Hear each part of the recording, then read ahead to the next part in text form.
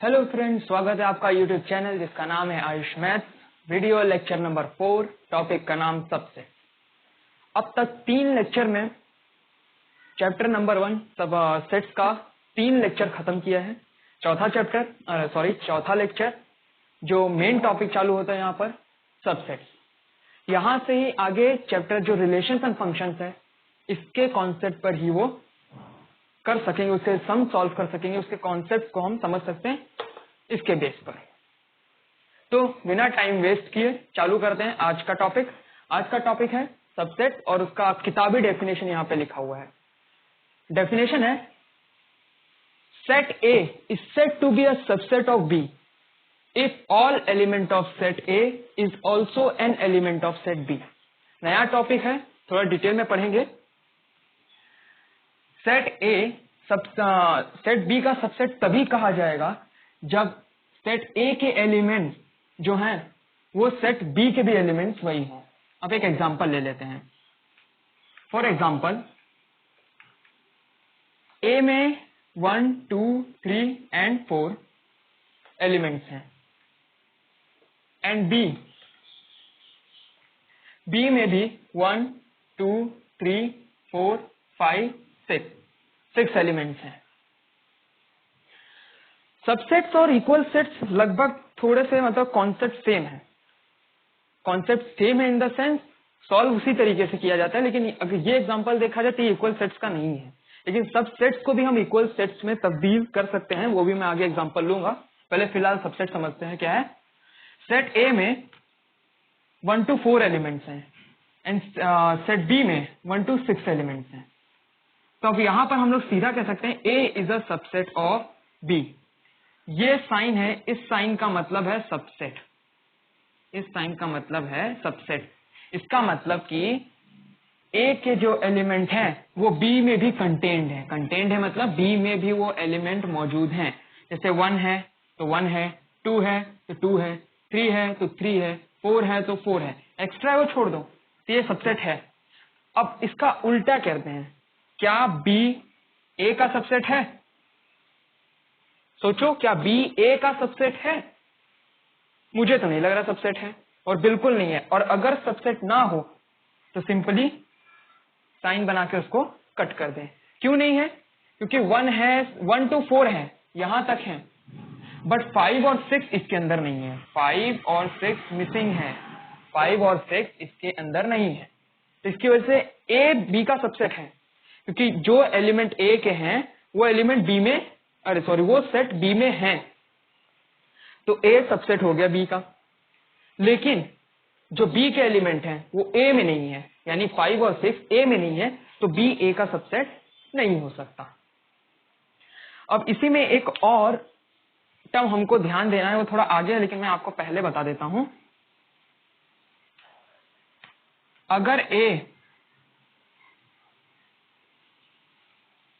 B का subset है, अगर A B का सबसेट, इसका मतलब सबसेट होता है, इसका मतलब सबसेट, जैसे इसका मतलब होता है एप्सिलॉन मतलब बिलोंग्स टू, वैसे ही इसका मतलब होता है सबसेट और कंटेन्ड इन, और कंटेन्ड इन, ये होता है इसका मतलब। ये तो पिछले लेक्चर में कर चुके हैं, ये अभी आज का लेक्चर है।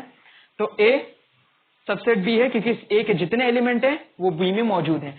अगर कोई 2 सबसेट हमको दिया हो और एक सेट का एलिमेंट दूसरे सेट में मौजूद हो, सारे एलिमेंट, एक को भी नहीं छोड़ना है, सारे एलिमेंट्स अगर मौजूद है दूसरे सेट में, तो ऑलरेडी वो सेट क्या है, उसका सबसेट हो जाएगा।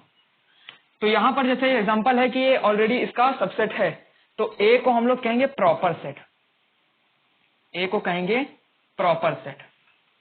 ओके, A क्या हो जाएगा? प्रॉपर सेट, और B क्या हो जाएगा? Super set. इसको कहेंगे सुपर सेट,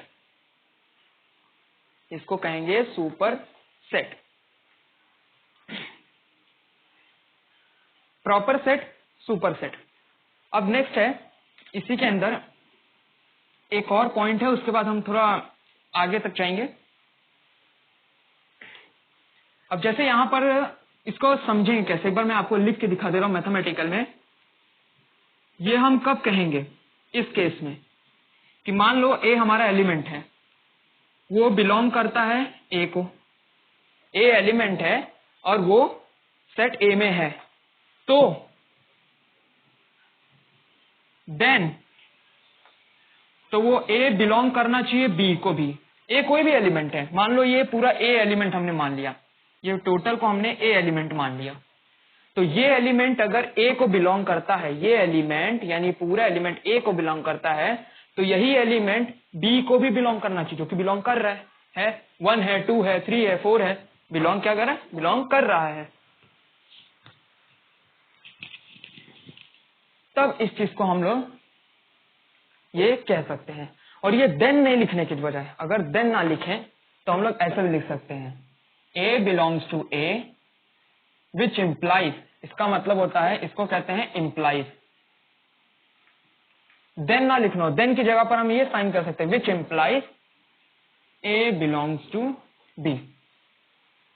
अगर ये है तब इसका हम लोग कह सकते हैं yes A is a subset of B, A is a subset of B. इस फॉर्म में मैथमेटिकल में एनसीईआरटी में भी दिया हुआ है। सो नोट करना तो नोट कर लीजिए वीडियो पॉज करके, या तो फिर स्क्रीनशॉट ले लीजिए, मैं मिटाने जा रहा हूं।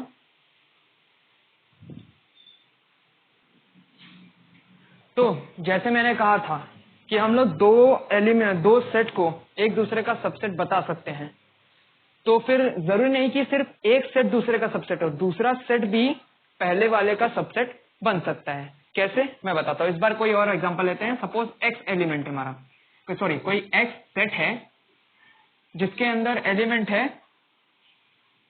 ए ई आई ओ यू, साथ में नंबर दे देते हैं, इसके अंदर नंबर्स भी ले लेते हैं। ओके, फॉर एग्जांपल नंबर ले लेते हैं 1 2 एंड 3, ठीक है। और हमारे पास दूसरा सेट है y, वो है 1 a i o e 2 u 3, सब कुछ कवर हो गया ना, a i i o o u u 1 1 2 2 and 3 3। Yes, x के अंदर वॉवेल के साथ नंबर दिया हुआ है, y के अंदर भी वॉवेल है साथ में नंबर है, तो हम लोग क्या करेंगे, यहां पर देखेंगे ये u है, ठीक है, ये u है। तो x के सारे एलिमेंट y में है, ठीक है, x के सारे एलिमेंट y में है, साथ ही x के सारे एलिमेंट y में है, साथ ही y के सारे एलिमेंट x में है, साथ ही y के सारे एलिमेंट x में है। तो कैसे कह सकते हैं, अब हम जानते हैं सिंपली कि अगर a कोई एलिमेंट है, वो एक सेट में बिलोंग करता है, तो उसका मतलब सबसेट बनाने के लिए वो a दूसरे सेट में भी बिलोंग करना चाहिए। तो ये कंडीशन भी यहां सेटिस्फाई हो रही है, ये कंडीशन भी यहां सेटिस्फाई हो रही है, क्योंकि जो एलिमेंट x के हैं वो एलिमेंट y में है, और जो एलिमेंट y में है वो एलिमेंट x में भी है। तो इसका मतलब क्या कह सकते हैं, क्या x y का सबसेट है? यस। क्या हम कह सकते हैं कि y x का सबसेट है? यस। ये C नहीं है, ये सबसेट है, ये साइन सबसेट का है। इसका मतलब होता है क्या x के एलिमेंट y में है? हाँ है। क्या y के एलिमेंट x में है? हाँ है। तो हम क्या कह सकते हैं, इसको ऐसे लिख सकते हैं कि x is a subset of y which implies, अभी बताता हूं आगे, which implies y is a subset of x। तो अगर इस डायरेक्शन में जाए x is a subset of y, तो विच इम्प्लाइज ये मिला है हमको, ठीक है। तो अगर हम लोग अब यहां से जाते हैं y is a subset of x, तो यहां से भी हो जाएगा which implies x is a subset of y। इसका मतलब होता है डबल इंप्लीकेशन, इसको बोलते हैं डबल इंप्लीकेशन, ओके। और इसका मतलब ये डबल इंप्लीकेशन हम लोग ऐसे बोलते हैं नॉर्मली, लेकिन इसका मैथमेटिकल में होता है इफ एंड ओनली इफ। एक मिनट मेरे को चेक करना पड़ेगा क्या है नीचे दिख रहा है आपको। यस, बहुत अच्छा दिख रहा है। इफ एंड ओनली इफ, इसका डबल इंप्लीकेशन का मतलब होता है। तो अगर ऐसा है तो हमने जो पिछले लेक्चर में पढ़ा था इक्वल सेट्स का, तो क्या ये कॉन्सेप्ट इक्वल सेट्स का दिख रहा है? तो हम लोग कह भी सकते हैं यस कि ये सबसेट को हमने किस में तब्दील कर दिया, इक्वल सेट में। क्यों? क्योंकि इनके एलिमेंट्स जो हैं वो इक्वल भी हो गए। अब इसमें से एक आख एलिमेंट हटा दें हम लोग, ठीक है, एक्स में से एक आख हटा दे या वाई में से हटा दे, तो इस कंडीशन में से भी एक हट जाएगा। अगर वाई में से हटाते तो ये कंडीशन हट जाएगा, या सॉरी ये कंडीशन हट जाएगा, या तो ये कंडीशन हट जाएगा। एक्स में से हटाएंगे तो इन दोनों में से कंडीशन हट जाएगा, और ये तो हट ही जाएगा पूरी तरीके से, क्योंकि इक्वल सेट के लिए हमको पता है कि दोनों एलिमेंट्स इक्वल होने चाहिए। इसके एलिमेंट्स इसमें होने चाहिए, इसके एलिमेंट्स इसमें होने चाहिए, ये हो गया। तो सबसेट भी हमने बता दिया कि अगर इसके एलिमेंट्स इसके अंदर हैं तो ये इसका सबसेट हो गया, इसके एलिमेंट्स इसके अंदर है तो ये भी सबसेट हो गया, और इसमें कोई भी प्रॉपर सेट हो सकता है और इसमें से कोई भी सुपर सेट हो सकता है। इस चीज की वेरिफिकेशन नहीं की गई है, और जब ये दोनों कंडीशन फॉल करते हैं कि दोनों सबसेट है तो बीच में डबल इंप्लीकेशन, इसका मतलब होता है if and only if. So screenshot ले लीजिए। तो फिर आगे बताते हैं, एक और रूल है जो आगे हम लोग पावर सेट्स पढ़ने वाले हैं, जिसके बारे में मैंने पिछले लेक्चर में बताया था जब टाइप्स ऑफ सेट में पढ़ रहे थे। दो सेट में छोड़े थे, power set and universal set, तो वो भी आज हम लोग इस वीडियो में कवर करेंगे। स्क्रीनशॉट ले लीजिए या तो फिर वीडियो पॉज करके लिख लीजिए।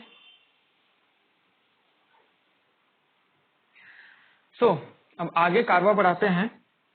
इसके अंदर एक और रूल है। ऐसा भी हो सकता है कि जरूरी नहीं है कि जो एलिमेंट ए है वो ए को बिलोंग करे और बी को भी बिलोंग करे, ठीक है। ये तो सबसेट बनाना ही है, ठीक है। जब हम लोग एक सेट के एलिमेंट्स को दूसरे में डाल के सबसेट बनाते हैं, दो अलग अलग, अब क्या होगा कि अगर सेम एलिमेंट सेम सेट कोई सेम का ही सबसेट बना दिया जाए, मतलब एक होता है एनसीईआरटी में दिया हुआ है कि every set A is a subset of itself, मतलब एवरी सेट जरूरी नहीं है कि ये हम लोग इसी तरीके से बनाएं, या तो फिर ये इसी तरीके से बनाएं, या ये इस तरीके से बनाएं। ये सी है इस टाइम, ये क्या है, सी है। इसी तरीके से, इस तरीके से भी लिखा जा सकता है, ऐसे भी लिखा जा सकता है कि उसके एलिमेंट को ही लेकर हम लोग उसको सबसेट बना सकते हैं। कैसे? इसका एग्जांपल आप समझेंगे पावर सेट में कैसे, ठीक है। इसका एलिमेंट आप इसका कॉन्सेप्ट आप सीखेंगे पावर सेट में, जो आगे में है वो भी बता देंगे। और दूसरा रूल, ठीक है, ये पहला रूल है, किसी में भी हो सकता है, जरूरी नहीं कि यहाँ बी को भी हम लोग कर सकते हैं, ठीक है। ये बी टू बी हो सकता है, सी सबसेट सी हो सकता है। दूसरा रूल है, ये साइन पहचान रहे होंगे आप, null set, void set, empty set, ये हर सेट का सबसेट होता है। Null set is a subset of every set. इसका भी एग्जांपल आप पावर सेट में समझेंगे। कैसे? अभी मैं बता दूंगा, समझ में नहीं आएगा। पावर सेट का जब कॉन्सेप्ट समझेंगे तब समझेंगे कि पावर सेट जब हम लोग करते हैं या पावर सेट डिफाइन करते हैं, पावर सेट फाइंड करते हैं, तब नल सेट का उसके अंदर हम लोग यूज करते हैं। करो ना करो, नल सेट उसके अंदर यूज होने ही वाला है। तो ये हर सेट का सबसेट होता है। ये भी रूल है, एनसीईआरटी में दिया है, ये भी एक रूल है। तो ये दोनों चीज बातें ध्यान में रख सकते हैं। इसके बेसिस हम लोगों को आगे के एक्सरसाइज 1.3 में क्वेश्चंस आएंगे, तो ये भी आप लोग नोट कर लीजिए। सबसेट पहचानने के लिए कुछ एग्जांपल ले लेते हैं। ओके, फॉर एग्जांपल, नंबर से ज्यादा समझ में आता है, तो यहां पर इस बार हम एग्जांपल लेंगे 10, 20, 30, 40, 50, और बी का एग्जांपल ले लेंगे 10, 25, 30, 45, 75। ओके, 1 2 3 4 5 1 2 3 4 5 एंड एक और ले लेते हैं 80। ओके, इसी के अंदर 80। अब यहां पर क्वेश्चन है क्या ए बी का सबसेट है? तो सबसे पहले हम एलिमेंट चेक करेंगे, क्या ए के एलिमेंट बी में है? 10 है। देन 20 है, नहीं है। 30 है, 30 है। तो यहां पर सीधी सी दिख रहा है, नहीं है। A is not a subset of B. क्यों? क्योंकि 10 है, 30 है, बाकी 20, 40 और 50 नहीं है। और यहां साफ साफ सबसेट का, इसके लिए मैंने इसको रफ भी नहीं किया है, साफ साफ लिखा हुआ है कि सेट ए सेट बी का सबसेट तभी कहा जाएगा जब सेट ए के सारे एलिमेंट बी के भी एलिमेंट होने चाहिए। यानी सेट ए के सारे एलिमेंट बी के भी एलिमेंट होने चाहिए। यहां तो सिर्फ 2 ही एलिमेंट है ए के, 10 एंड 30, बाकी 20, 40, 50 है ही नहीं, तो ये सबसेट है ही नहीं। बाकी प्रॉपर सबसेट और सुपर सबसेट का कॉन्सेप्ट मैंने आपको बता ही दिया था। नेक्स्ट एक और एग्जांपल लेते हैं। ओके, नेक्स्ट एक और एग्जांपल लेते हैं। फॉर एग्जांपल इसी में दिया हुआ है कि if A is the set of all divisor of 56, यानी ए जो है क्या है, इसके अंदर है डिविजर ऑफ 56, और बी क्या है,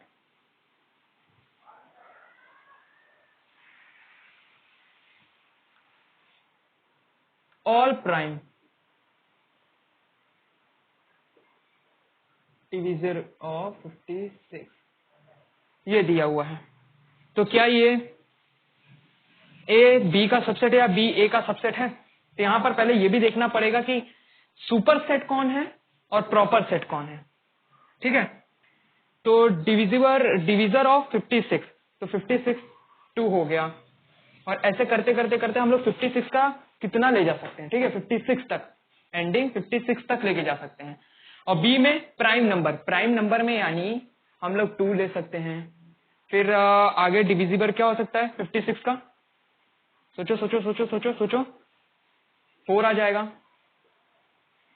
ऐसे करते करते करते, लेकिन बीच में जो इसके अंदर जो एलिमेंट्स हैं, यानी ए के अंदर जो एलिमेंट्स हैं जो प्राइम नंबर नहीं है लेकिन नेचुरल नंबर है, जो 56 को डिवाइड कर सकते हैं, वो इसमें मिस हो जाएंगे।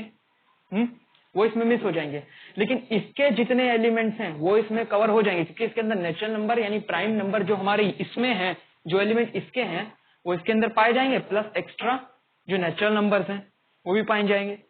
तो इसका मतलब इस बार क्या हो जाएगा, ए बी का सबसेट नहीं होगा, क्योंकि ए के सारे एलिमेंट बी में नहीं पाए जाएंगे। ए क्या है, डिविजर ऑफ 56, यानी 56 को जितने डिवाइड नंबर करते हैं वो सब इसके अंदर होंगे। बी के अंदर सिर्फ प्राइम नंबर होंगे जो 56 को डिवाइड करते हैं, यानी जो प्राइम नंबर होंगे ये ऑलरेडी इसके अंदर आ जाएंगे, क्योंकि इसके अंदर क्या लिखा है कि 56 के जितने नंबर है डिविजर, तो प्राइम नंबर भी होंगे और इसके अंदर नेचुरल नंबर भी आगे होंगे पूरे। तो ये नहीं होगा, लेकिन ये सबसेट होगा। तो इस बार ये हमारा होगा प्रॉपर सेट, और ये होगा हमारा सुपर सेट। ये होगा हमारा सुपर सेट। ये कॉन्सेप्ट पहले बता दिया था, तो इसमें पहले हमको देखना पड़ता है इस चीज को कि सबसेट कौन सा होगा। तो इस केस में ए बी का सबसेट नहीं हुआ, इस केस में बी ए का सबसेट हुआ। सबसे पहले ये चेक करना पड़ता है, तो अगर ये हमारा आ गया तो हम आसानी से पहचान सकते हैं कि हमारा प्रॉपर सेट क्या है और सुपर सेट क्या है। तो इसी के अंदर सबसेट्स के अंदर एक सब टॉपिक है subsets of a real number. Okay, subsets of a real number.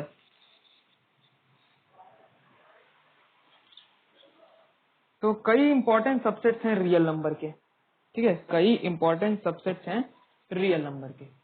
Real number होता क्या है? सबसे पहले रियल नंबर होता क्या है?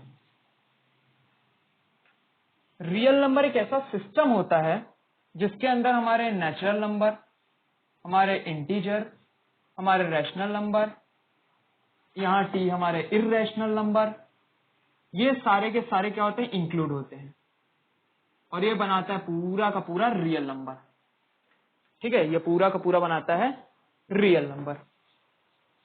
तो एक इंपॉर्टेंट यहाँ पर रिलेशन दिया हुआ है सबसेट्स का, इन्हीं सबको यूज करके रियल नंबर से। ठीक है, हम जानते हैं नेचुरल नंबर रियल नंबर का सबसेट हो सकता है।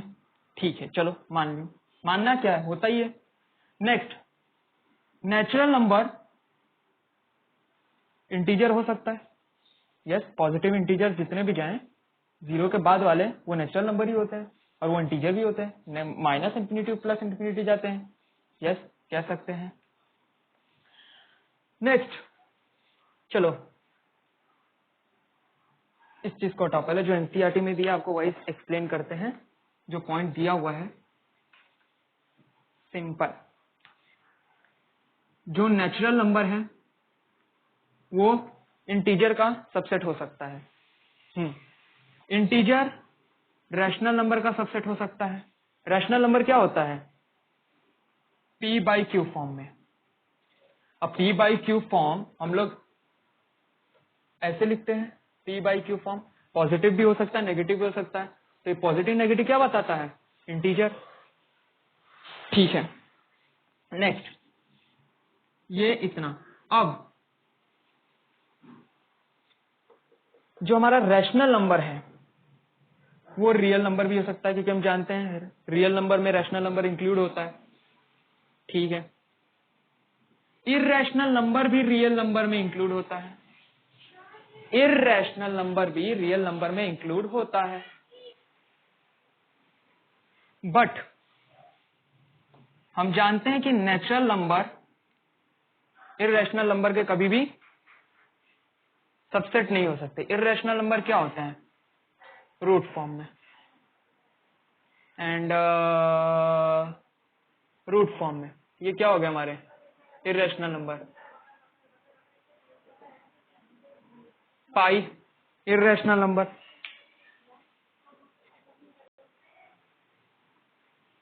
तो ये क्या है? ये रिलेशन है, ये कुछ रिलेशंस हैं,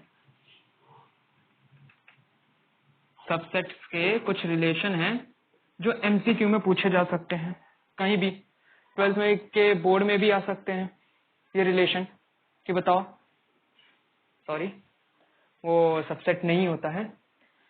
तो नेचुरल नंबर इंटीजर का सबसेट हो सकता है, और होता भी है। इंटीजर रैशनल नंबर का सबसेट होता है, रैशनल नंबर रियल नंबर का सबसेट होता है, इररेशनल नंबर भी रियल नंबर का सबसेट होता है, बट नेचुरल नंबर इररेशनल का सबसेट नहीं होता है। तो रिलेशंस को भी एक बार नोट डाउन कर लीजिए, वैसे एनसीईआरटी के बुक में दिया हुआ है तो भी एक बार नोट डाउन कर लीजिए। सो ये नेक्स्ट टॉपिक है interval as subset of R. तो हम कई एग्जांपल अभी तक हम लोग चैप्टर नंबर 1 में करते आ रहे हैं, इसी चैप्टर में। जैसे कि अभी लिखा है कि x is less than 3, greater than 3 but less then 5, ये नंबर आ जाएगा 4। ठीक है, अब यही चीज इंक्लूड कर दिया जाए तब ये क्या हो जाएगा? 3, 4, 5। तो ये क्या दर्शाता है? ये इंटरवल ही दर्शाता है। ठीक है, ये क्या दिखाता है? इंटरवल ही हमको बताता है। अब इस इंटरवल को हम कैसे बता सकते हैं वो भी मैं आपको दिखा देता हूं।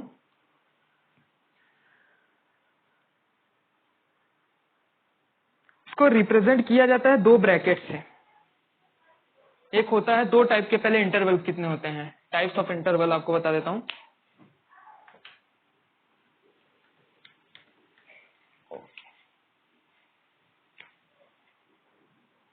टाइप्स,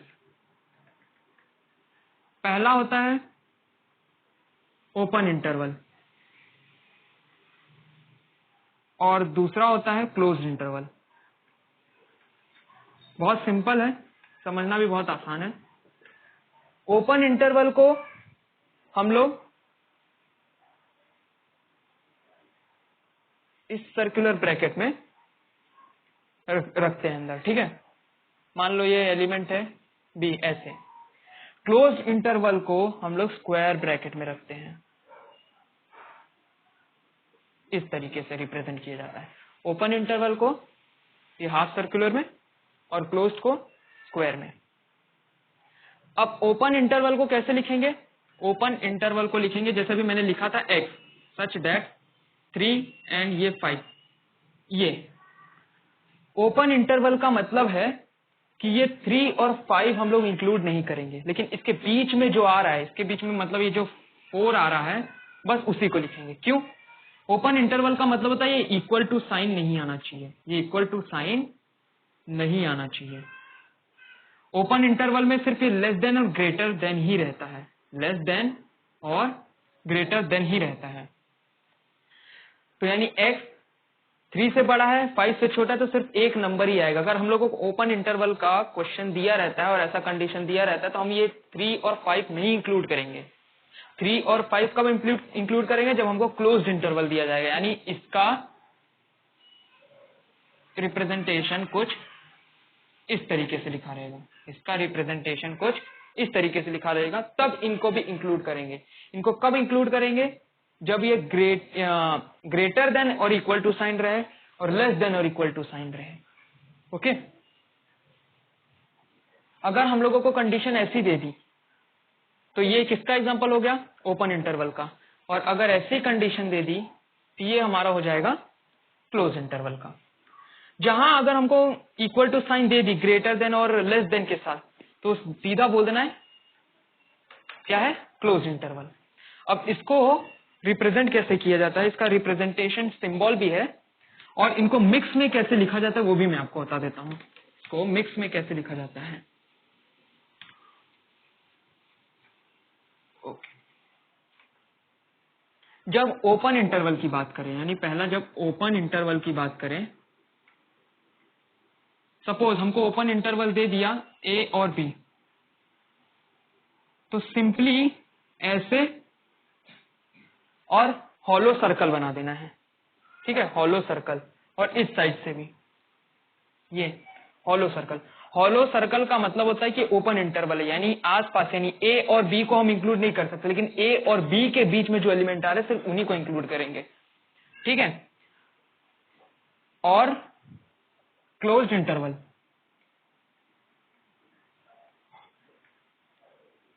क्लोज्ड इंटरवल का क्या मतलब होता है?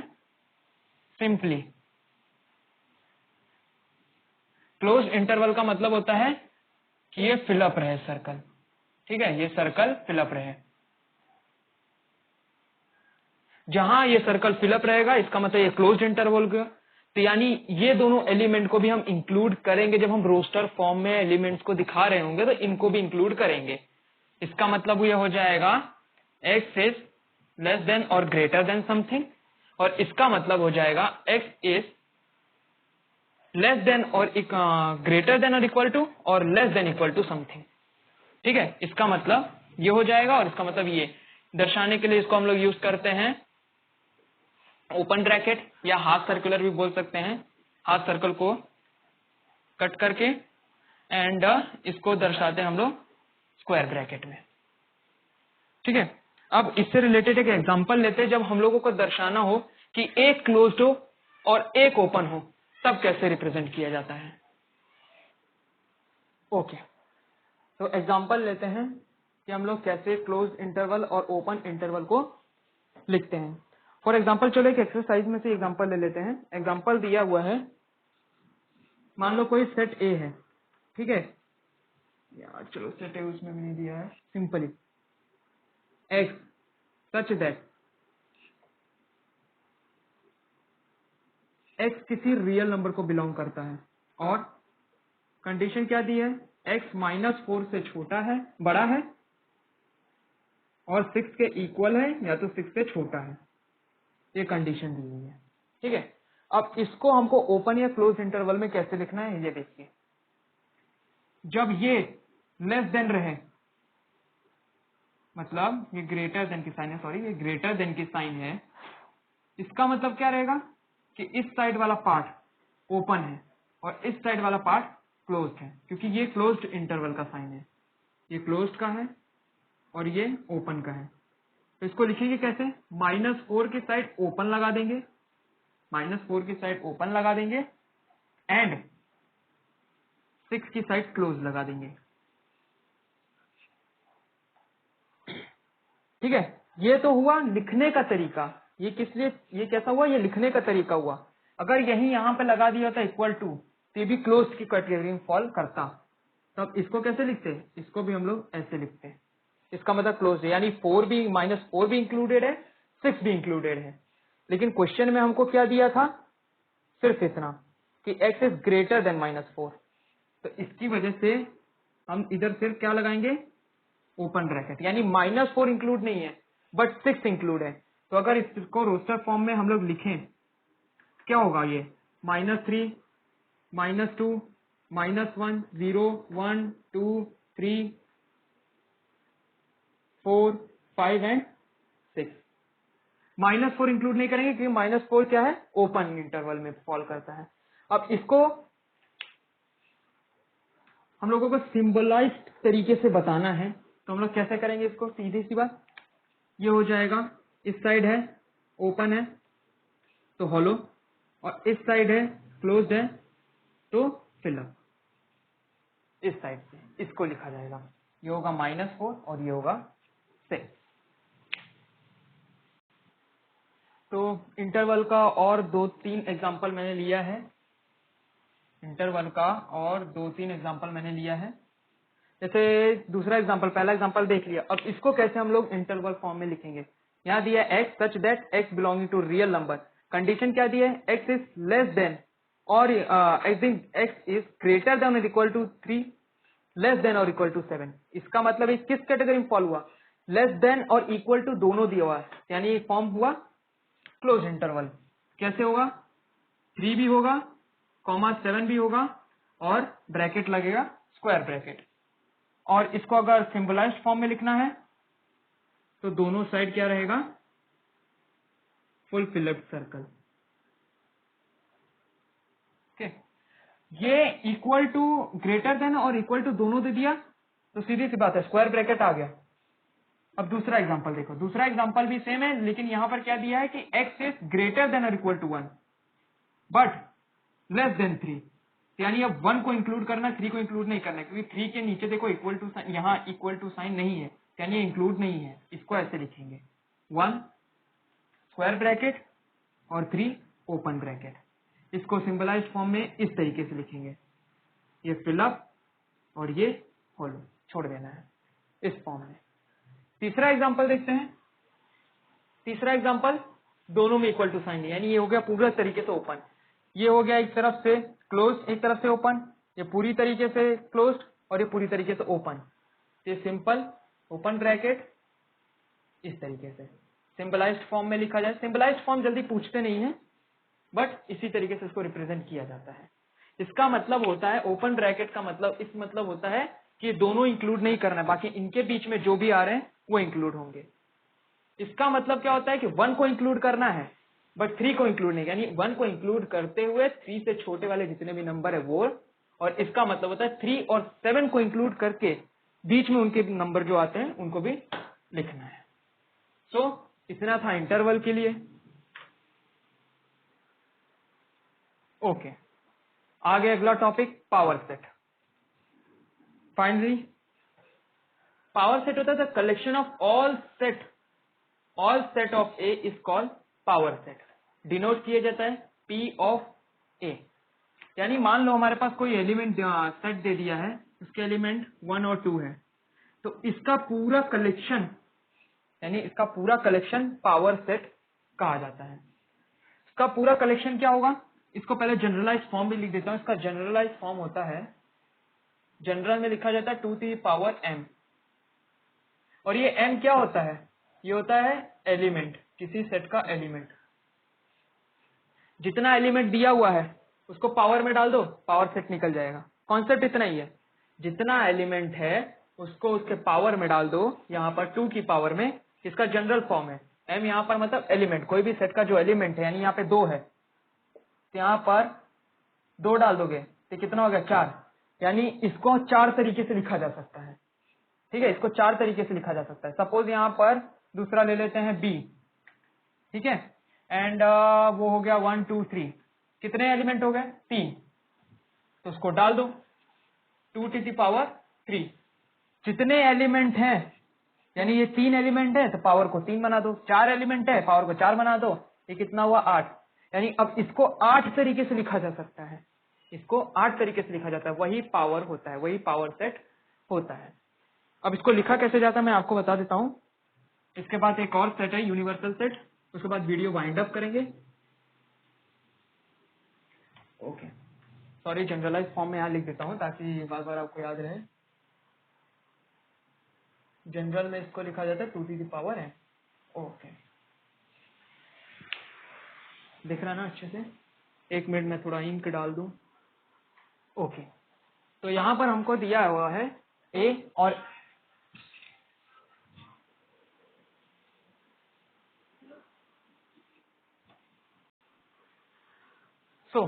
एलिमेंट हमको सेट दिया है, सेट के एलिमेंट है 1 और 2, जनरलाइज फॉर्म दे दिया है 2 to the power m, तो यानी इसको किस तरीके से लिखा जा सकता है, पहले मैं आपको जनरलाइज फॉर्म में लिख देता हूँ। 2 to the power, 2 एलिमेंट है पावर डाल दो, यानी ये हो गया 4, यानी अब इसको 4 तरीके से लिखना है, किस तरीके से 4 तरीके से, तो कैसे लिखना है इसको देखो। यहाँ पर याद रखना पावर सेट कभी भी लिखते हैं तो उसके अंदर पहला एलिमेंट जो होता है वो नल सेट होता है, इसको काउंट किया जाता है। कभी भी लिखो नल सेट होना ही चाहिए, जैसे मैंने पहले बताया था कि जब null is a subset of every set, यानी ये इसका ही सबसेट हुआ, एलिमेंट काउंट होगा। यहाँ पे अगर यहाँ पर 3 दिया है तो पहला एलिमेंट हम लोगों को नल सेट लेना पड़ेगा, उसके बाद दूसरा आएगा 1, तीसरा आएगा 2 और चौथा यही दोनों एक साथ में, सिंपल, या तो ऐसे लिख दो 1 और 2, ये हो गए 4 तरीके, 1 2 3 एंड ये 4। अभी भी क्लियर नहीं हुआ? ठीक है, एक और ले लेते हैं, चलो 3 ले लेते हैं, ठीक है 3, मान लो इस बार कुछ और लेंगे, ए नहीं लेंगे, Z ले लेते हैं इस बार। कोई सेट है Z, उसके अंदर 1 2 और 3 है, 3 एलिमेंट है, तो यानी कितने तरीके से हम लोग इसको लिख सकते हैं, 2 to the power 3 टाइम, यानी 8 तरीके से, 2 to the power 3 that is 8 तरीके से। कैसे लिखते हैं? पहला भूलना मत, नल सेट, दूसरा ये 1 2 3, ठीक है 1 2 3, अब हो जाएगा 1 2 2 3 1 3 या 3 1, उसके बाद 1 2 3 एक साथ, 1 2 3 एक साथ बन है ये। ओके, लास्ट वाला जो लास्ट रहेगा एलिमेंट वो सेम का सेम उठा के रख दो ओपन ब्रैकेट में, 1 2 3 4 5 6 7 8 तरीके से लिख लिया। होप अब क्लियर होगा? नहीं हुआ? चलो ठीक है, एक और ले लेते हैं, अब थोड़ा वेरिएबल लेते हैं। मान लो कोई सेट के है और AEIOU दे दिया है, बहुत लंबा जाएगा, मेरे को थोड़ा मिटाना पड़ेगा, एक मिनट। पावर सेट हो गया है, अब अगली बात करेंगे यूनिवर्सल सेट की। नेक्स्ट है यूनिवर्सल सेट। यूनिवर्सल सेट का मतलब होता है पूरा सेट को, जो जितने सेट हैं ये सारे इसके अंदर आ जाएं, तो उसको कहा जाता है universal set. It contain all set. मान लो हमारे पास 3 सेट हैं, एक में हमको दे दिया है A B C, दूसरा सेट है देन ले लो इसको G H, ठीक है, और तीसरा सेट है ये हो जाएगा G H, नेक्स्ट हो जाएगा D E F। तो ये अलग अलग सेट्स हो गए, ठीक है, इट कंटेन्स ऑल सेट। अब इन तीनों सेट को मिलाकर, इन तीनों सेट के एलिमेंट को मिलाकर क्या बनता है? Universal set. इसको डिनोट किया जाता है U से, कैपिटल U से। यानी A B C D E F G H, ये क्या बन गया? यूनिवर्सल सेट बन गया। बता डिफरेंट अगर हमारे पास एलिमेंट सेट दिए हुए हैं तो उनके एलिमेंट को कंबाइन करके जो पूरा सेट तैयार होता है उसको यूनिवर्सल सेट कहा जाता है। ओके,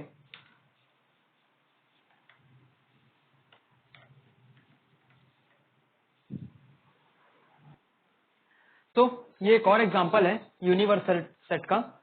क्वेश्चन दिया है कि हमारे पास 3 सेट हैं ए बी सी और उनके अंदर एलिमेंट दिए हुए हैं और इसमें से हमको ऑप्शन दिया हुआ है और चूज करना है। चूज क्या करना है? टू चूज यूनिवर्सल सेट क्या है? यूनिवर्सल सेट इन तीनों में से कौन सा है? पहला है 0 1 2 3 5। ठीक है, यूनिवर्सल सेट का मतलब क्या होता है कि इन तीनों सेट के एलिमेंट को पूरा मिलाकर एक सेट बन तैयार होता है, उसको यूनिवर्सल सेट कहा जाता है।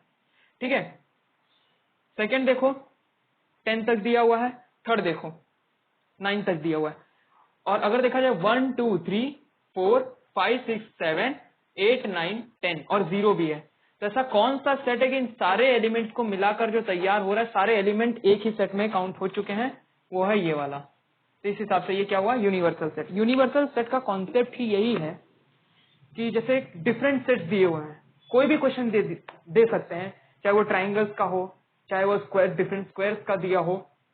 तो यूनिवर्सल सेट क्या होता है कि उसका पूरा जो मतलब 3 सेट दिए हुए उनके एलिमेंट्स को मिलाकर, पूरे एलिमेंट्स को मिलाकर जो सेट तैयार होता है वो यूनिवर्सल सेट होता है। यानी सारे सेट एक सेट के अंदर समाये हो। जैसे ये पूरा क्या है, दुनिया पूरी मतलब ये जो पृथ्वी है कहाँ समाई हुई है, जो डिफरेंट जो ग्रह हैं कहाँ समाये हुए हैं?